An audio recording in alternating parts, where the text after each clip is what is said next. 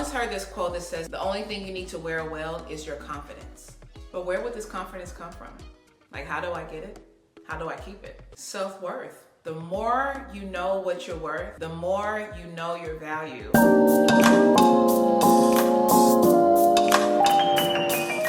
How do you identify your worth? Like, how do you identify your self-worth? How do you define your worth? How do you define your value? As a believer, you already know I'm about to take it to. I'm gonna take it to the King.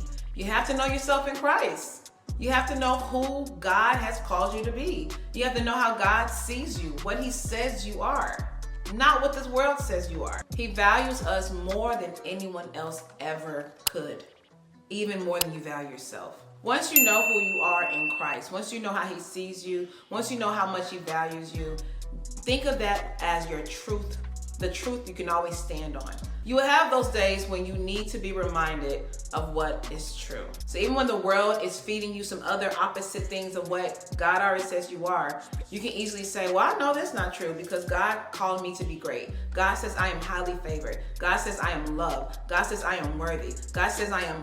God says I am. God says I am. So whatever you're saying, I cannot accept such things. That's not my value. My value is higher than that.